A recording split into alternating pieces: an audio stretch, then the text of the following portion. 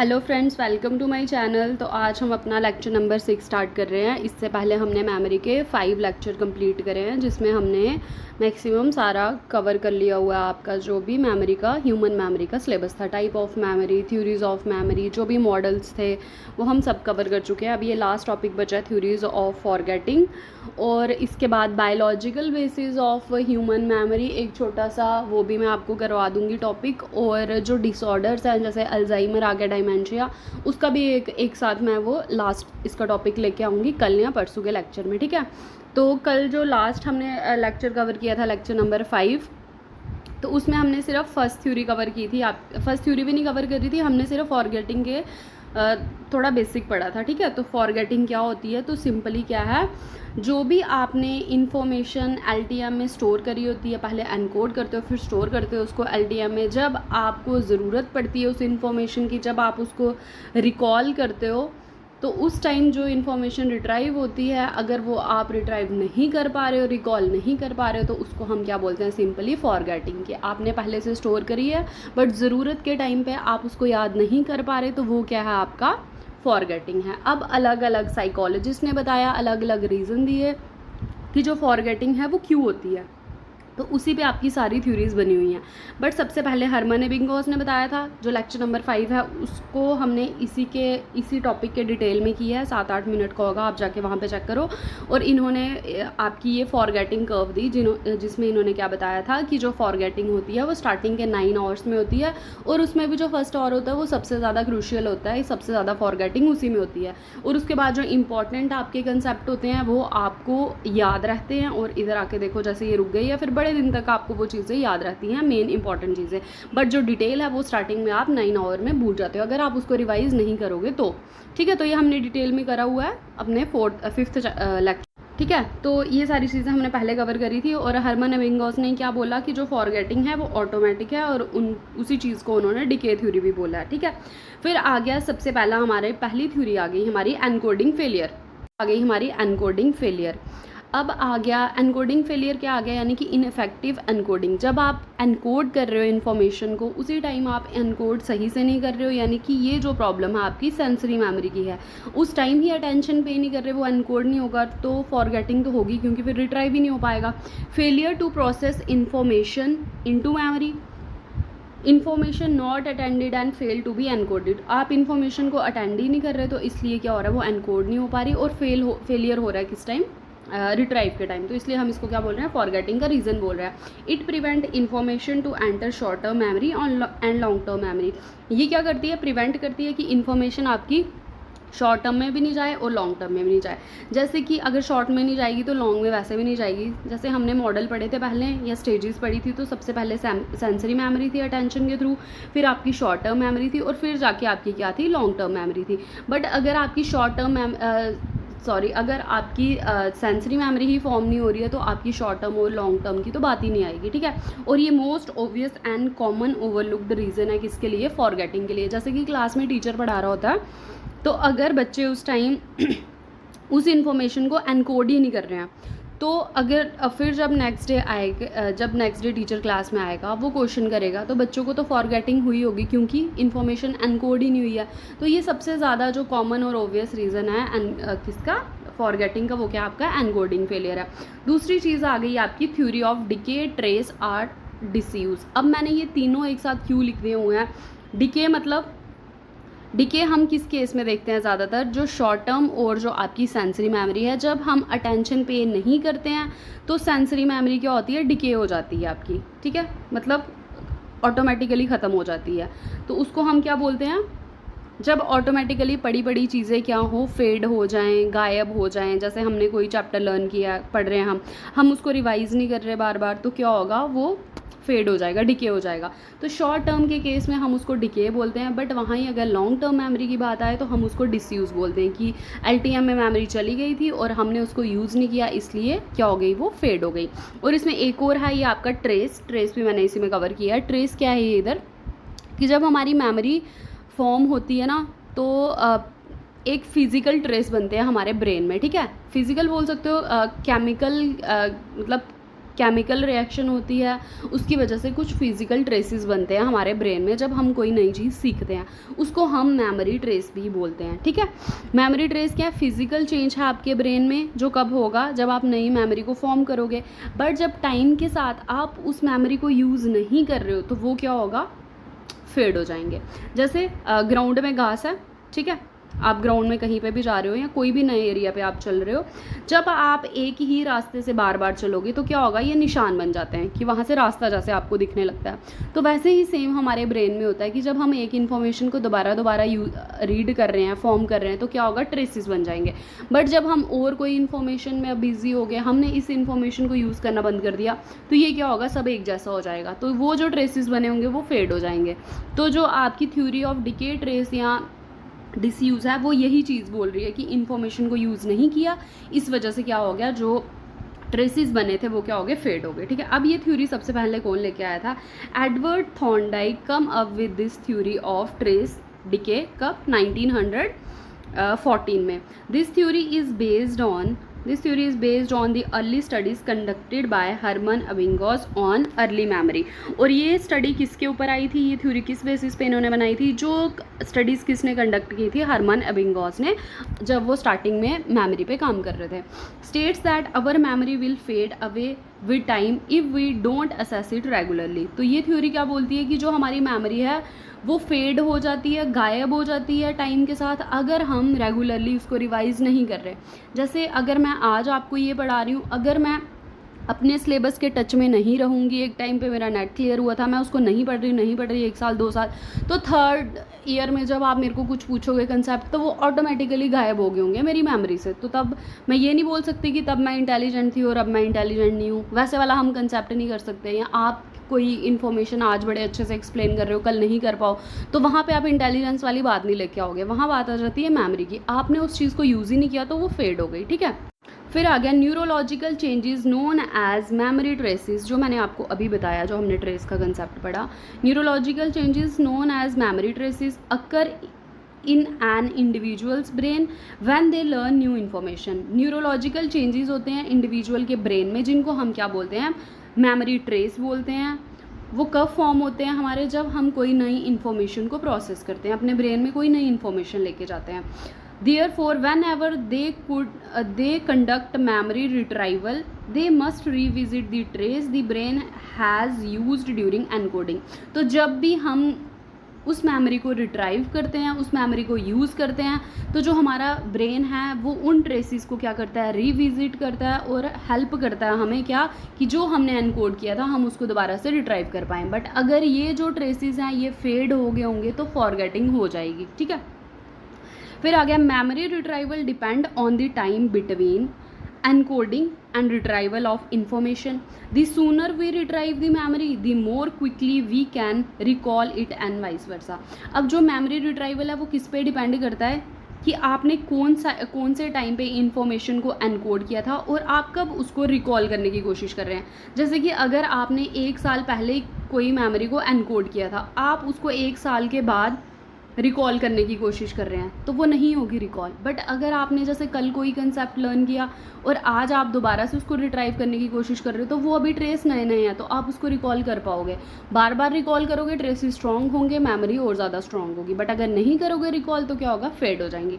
तो ये जो पूरी थ्योरी है वो यही बोल रही है। बट फिर उसके बाद और साइकोलॉजिस्ट आए, उन्होंने बोला कि जो LTM में आपकी क्या हो रही है? फॉरगेटिंग हो रही है, सिर्फ डिसयूज़ उसका कारण नहीं है, और भी रीज़न हो सकते हैं कि हमें मेमोरी क्यों भूल जाती है, फॉरगेटिंग क्यों होती है। ठीक है, तो उसकी और भी आगे आगे थ्योरीज आती गई। अब देखो थर्ड थ्योरी आ गई आपकी, the displacement theory of forgetting. Displacement मतलब एक को रिप्लेस करके दूसरी चीज़ आ रही होगी, सिंपली यही होता है डिस्प्लेसमेंट का मतलब।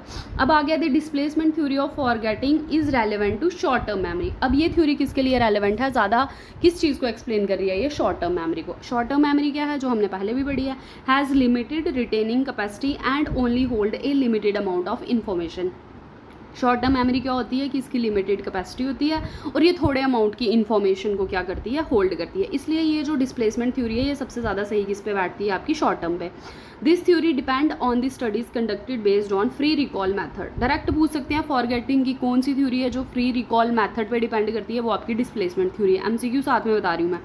फिर आ गया फ्री रिकॉल मेथड क्या है। According to this method the participants listen to many words following which they are asked to recall and show that most of them can recall first and the last word। अब recall में क्या होता है कि list of word देते हैं और फिर रिकॉल के लिए बोलते हैं। अब ये जो रिकॉल है ये अनस्ट्रक्चर्ड है। जैसे मैं आपको लिस्ट ऑफ 10 वर्ड्स दे दूँ, मैं बोलूँ कि दोबारा से रिकॉल करो। रिकॉल और रिकॉग्नाइज दो अलग चीज़ है, पहले ये बता देती हूँ। देखो जो रिट्राइवल है ना वो कितने टाइप का होता है आपका, 3 टाइप का है। एक तो आप रिकॉग्नाइज करके चीज़ों को क्या करते हो, रिकॉल करते हो।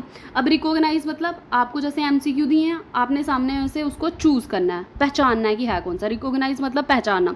एक होता है रीलर्निंग। रीलर्निंग से भी हम इन्फॉर्मेशन को रिट्राइव करते हैं। जैसे हमने अपने कोई नोट्स बनाए हैं, हमें वो भूल गए हैं, बट जब हम दोबारा से अपने उन नोट्स को देखेंगे तो क्या होगा, चीज़ें जल्दी याद आएंगी। ठीक है। अब तीसरी चीज़ आ गई आपकी रिकॉल, जो हम ये बात कर रहे हैं। रिकॉल 2 टाइप का होता है। एक विद क्यूज़ होता है, ठीक है, कि हमें क्यू मिल रहे हैं इन्फॉर्मेशन को दोबारा से याद करने का, और एक में हमें क्यों नहीं मिल रहे हैं।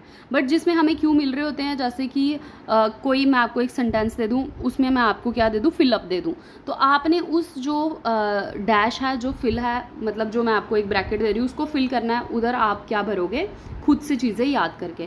दूसरा आ गया विदाउट क्यू। जैसे मैं आपको कोई स्पीच देने के लिए बोल दूँ, कोई पैराग्राफ लिखने के लिए बोल दूँ, कि जो मैंने पहले आपको पढ़ाया होगा, तो रिकॉल में हम क्या करते हैं, हमें सामने कुछ चीज़ नहीं दी जाती है कि जिसको हम पहचानें। रिकॉल में हम सिंपली याद करते हैं और रिकॉग्नाइज में हम क्या करते हैं, पहचानते हैं कि ये चीज़ पहले देखी है कि नहीं देखी है। ठीक है। और रिकॉल में हम याद कर रहे हैं। जैसे मैंने आपको 10 वर्ड्स की लिस्ट पहले दिखाई, फिर मैंने लिस्ट वो हटा दी, कोई आपको ऑप्शन नहीं दे रही और आप लिस्ट को याद करोगे, वो क्या है, आपका फ्री रिकॉल मेथड है।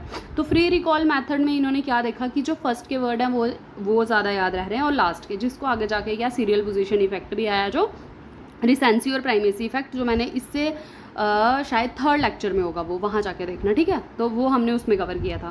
फिर आ गया व्हेन शॉर्ट। अब इनके अकॉर्डिंग क्या है, इस थ्योरी के अकॉर्डिंग, कि जब शॉर्ट टर्म मेमोरी हमारी फुल हो जाती है तो न्यू इन्फॉर्मेशन है, जैसे ये बॉक्स है आपका, इतनी कैपेसिटी है इसकी शॉर्ट टर्म की, जब ये फुल हो गई तो जो न्यू इन्फॉर्मेशन आएगी इस वाली को बाहर निकालेगी और अपने लिए जगह बनाएगी। ठीक है। इनके अकॉर्डिंग क्या है, फॉरगेटिंग इस वजह से हो रही है कि जो न्यू इन्फॉर्मेशन है वो डिस्प्लेस कर रही है, पुश कर रही है ओल्ड इन्फॉर्मेशन को, और उसकी जगह खुद ले रही है। The old information which is displaced is forgotten in the short term memory. और जो डिस्प्लेस हो रही है वो क्या हो रही है, गायब होती जा रही है, कहाँ से, शॉर्ट टर्म मेमोरी से। ठीक है।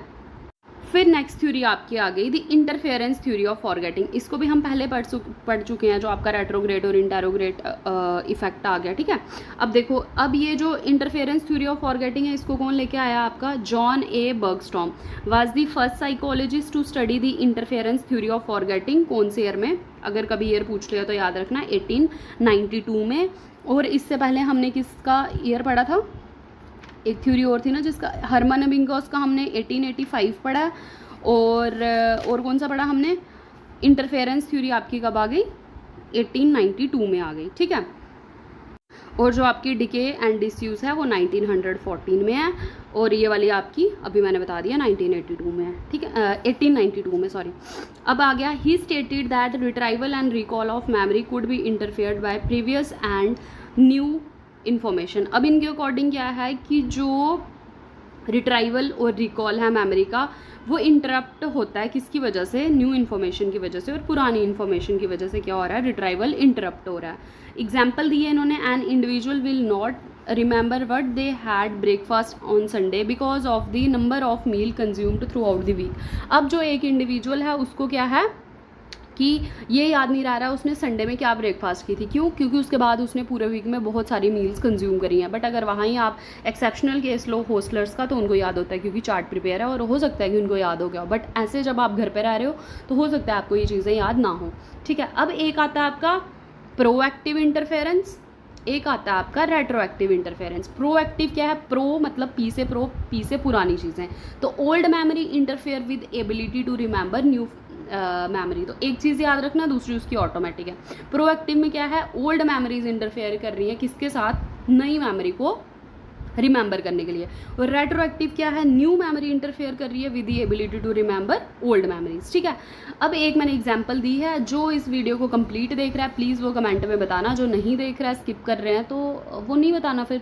If you have learn French and are learning Spanish, अगर आपने पहले फ्रेंच लर्न की फिर आप स्पेनिश लर्न कर रहे हो अभी, देन वाइल स्पीकिंग फ्रेंच, तो फ्रेंच को बोलते हुए अगर स्पेनिश क्या कर रही है, इंटरफेयर कर रही है, तो कौन से टाइप का आपका इंटरफेरेंस हो रहा है। ठीक है, तो ये आप बताओगे मुझे कमेंट में।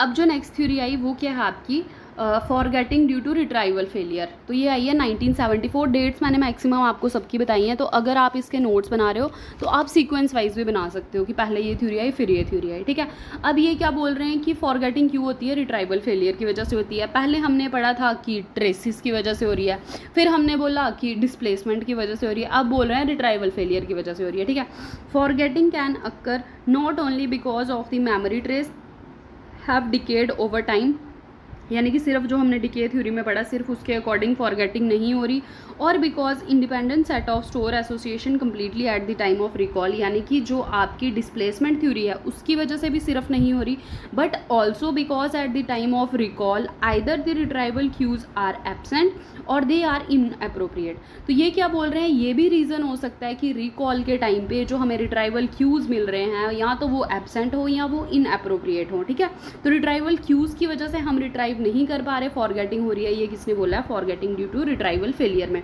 1974 में। ठीक है, this view was advanced by Tulving. तो ये व्यू किसने एडवांस किया, आपका टल्विंग ने। ये कौन है, जिन्होंने LTM मेमोरी के क्या दिए हैं आपको, टाइप्स दिए हैं, LTM में जाके देख लेना। ठीक है, फिर आगे and his associate, he believe that forgetting of information occur when an individual fail to retrieve information from their memory. ये क्या बोलते हैं कि फॉरगेटिंग ऑफ इंफॉर्मेशन कब होती है, जब एक इंडिविजुअल इंफॉर्मेशन को मेमोरी से क्या करता है, रिट्राइव नहीं कर पाता है। Even though the information stored in short term memory is not lost. इनके अकॉर्डिंग जो इंफॉर्मेशन शॉर्ट टर्म मेमोरी में भी स्टोर हुई होती है वो क्या होती है, गुम नहीं हुई होती है, लॉस नहीं हुई होती है। सिर्फ क्या कॉज है कि हमें we can not recall it at the, हम उसको गिवन मूवमेंट में रिकॉल नहीं कर पा रहे क्योंकि हमें मेमोरी क्यूज़ नहीं मिल रहे, रिट्राइवल क्यूज़ नहीं मिल रहे। ठीक है, एग्जाम्पल दी इन्होंने, when we know a word but we cannot remember it and it feel as if the word is stuck at the tip of tongue। इन्होंने बोला कि जैसे बहुत बार हमें किसी फ्रेंड का नाम, कोई वर्ड हमें लगता है कि हमें पता होता है वो, बट हमें पर्टिकुलरली उस टाइम पे याद नहीं आता, तो उसको हम टिप ऑफ टंग फिनोमेना भी बोलते हैं। ये टिप ऑफ टंग किसने दिया हुआ है, विलियम जेम्स ने दिया है। अब ये नहीं सोचना कि इधर ही ये टल्विंग ने दे दिया हुआ है। ठीक है, ये कंसेप्ट विलियम जेम्स ने दिया, बट इसको फॉर एग्जाम्पल करके किसने यूज़ किया अपनी थ्योरी में, टल्विंग ने। इन्होंने बोला कि जैसे हमें कोई वर्ड पता होता है बट हम उस टाइम रिट्राइव नहीं कर पा रहे क्योंकि हमारे पास कोई अप्रोप्रिएट या फिर करेक्ट क्या है, रिट्राइवल क्यूज़ नहीं है, इस वजह से क्या हो रहा है, फॉरगेटिंग हो रही है। इनके अकॉर्डिंग दो मेन रीज़न क्या थे फेलियर इन मेमोरी के, the two main reason for failure in memory retrieval are when there is failure in encoding, encoding में ही फेलियर हो गया होगा। ठीक है, due to which the information never made it to the LTM at the first place. या तो encode ही नहीं हुआ है तो मतलब वो LTM में गई नहीं है इन्फॉर्मेशन, इसलिए हम चीज़ें भूल रहे हैं। और दूसरा रीज़न इन्होंने दिया, also there could be a retrieval failure when we can not access information due to retrieval cues, कि हम इंफॉर्मेशन को रिट्राइव इसलिए नहीं कर पा रहे क्योंकि हमारे पास अप्रोप्रिएट रिट्राइवल क्यूज़ नहीं है। ठीक है, फिर आ गया उसके बाद फिर आपकी 6th थ्योरी आ जाती है, क्या है ये, मोटिवेटेड फॉरगेटिंग। ये क्या है, occurrence of forgetting because people push the painful and unpleasant memories deep into their unconscious. ये बोलते हैं कि हम क्यों भूलते हैं चीज़ें, अनप्लीजेंट जो हमारी मेमोरीज होती हैं हम उनको खुद क्या करते हैं, किस में डाल देते हैं, अपनी अनकॉन्शियस मेमोरी में डालते हैं क्योंकि वो पेनफुल होती हैं, हम उनको याद नहीं करना चाहते हैं। ठीक है, और ये डिफेंस मैकेनिज्म कौन सा यूज़ कर रही है, ये थ्योरी आपकी रिप्रेशन, और रिप्रेशन किसने यूज़ किया हुआ है, सिगमंड फ्रॉइड ने यूज़ किया। इसका मतलब क्या है, unconsciously prevent some traumatic event from entering our awareness. तो हम क्या करते हैं, अनकॉन्शियसली खुद को कंट्रोल करते हैं ताकि वो इवेंट को हम दोबारा से याद ना करें और उसके रिलेटेड जितनी भी अवेयरनेस है उसको ख़त्म करते हैं। ठीक है, ये रिप्रेशन था। एक वैसा ही आपका डिफेंस मैकेनिज्म होता है सप्रेशन, ये मैंने अलग से लिखा है, इसमें यूज़ तो नहीं हो रहा है ये, बट इसमें हम कॉन्शियसली फॉरगेट करते हैं और उसमें रिप्रेशन में हम क्या कर रहे हैं, अनकॉन्शियसली दबा रहे हैं चीज़ों को। ठीक है, तो ये डिफरेंस क्लियर रखना। फिर आ गया रिट्राइवल इनहिबिशन, इसी को हम क्या बोलते हैं, क्यू डिपेंडेंट फॉरगेटिंग भी बोलते हैं। Forgetting occur because at the time of, जो हमने पहले पढ़ा कि रिट्राइवल क्यूज़ नहीं है, या तो वो एब्सेंट है या तो वो क्या है, इनअप्रोप्रिएट है। और इन्होंने उसको दो पार्ट में डिवाइड किया है, स्टेट डिपेंडेंट मेमोरी और कंटेक्स्ट डिपेंडेंट मेमोरी। यानी कि जब हम इंफॉर्मेशन को याद कर रहे हैं, या तो हमारे पास वो पर्टिकुलर स्टेट नहीं है या फिर पर्टिकुलर वो कंटेक्स्ट नहीं है। यहाँ पे स्टेट का मतलब है कि वो पर्टिकुलर मूड जिसमें आपने वो इन्फॉर्मेशन बनाई थी वैसा मूड नहीं आ रहा, वैसा फिजिकल स्टेट नहीं आ रही। कंटेक्स्ट का मतलब है कि आपने जिस इन्वायरमेंट में वो मेमोरी बनाई थी वो वहाँ पे ही कंसोलिडेट हुई थी, तो वो वहाँ पे ही रिकॉल होगी, ठीक है। तो अगर वैसा इन्वायरमेंट दोबारा नहीं आ रहा तो यानी कि ये भी एक क्या है, आपका रिट्राइवल क्यू है। अगर वो इन्वायरमेंट नहीं आ रहा तो आप उसको रिट्राइव नहीं कर पा रहे। जैसे किसी ने ड्रिंक करी होती है, ड्रिंक करने के बाद पर्टिकुलर उसी मूड में उसने जो भी स्टोरी सुनाई होती हैं, तो उसको जब उसका नशा उतरता है उसको याद नहीं रहती हैं, बट फ्यूचर में जब वो दोबारा ड्रिंक करता है तो वो उसी स्टोरी पे आ जाता है, ठीक है। तो वो क्या आ गई आपकी, अगर इस टाइप की एग्जांपल पूछे तो वो आपकी स्टेट डिपेंडेंट है। एनकोडिंग और consolidation that occur in specific mood और स्टेट, वो स्टेट डिपेंडेंट है। और कंटेक्स्ट आ गई, things consolidate as specific environment as recalled better in that environment, ठीक है। तो ये थी आपकी सारी क्या थ्योरीज ऑफ फॉरगेटिंग। तो यहाँ पे हमारा क्या कंप्लीट हो रहा है, तो यहाँ पे हमारी ये थ्योरीज कंप्लीट हो रही हैं। अब जो नेक्स्ट टॉपिक है हमने वो कवर करना है, जो आपके डिसऑर्डर इन मेमोरी है, जो इम्पॉर्टेंट है बैरन के अकॉर्डिंग जो दी हैं वो मैं भी करवा दूँगी। बाकी जब हम बायोलॉजिकल या नहीं, जब हम एबनॉर्मल साइकोलॉजी में जाएंगे बाकी चीज़ें वहाँ पे कवर करेंगे। और इसके बाद बस एक लेक्चर और मेमोरी का आना है जिसमें मैंने वो डिसऑर्डर और बायोलॉजिकल बेसिस करवाना है आपको थोड़ा सा, और उसके बाद हमने लर्निंग स्टार्ट करना है, ठीक है। और ये सारी वीडियोस आपको न्यू कोर्स में जाके भी मिल जाएंगी प्लेलिस्ट में, और सिर्फ मेमोरी की प्लेलिस्ट में मिल सकती हैं। तो प्लीज़ आप चैनल के प्लेलिस्ट में जाके विज़िट करें, और वहाँ आपको सारे चैप्टर वाइज मिल जाएंगी वीडियोस, और नोट्स आपको अब खुद से ही बनाने पड़ेंगे, ठीक है। Thank you.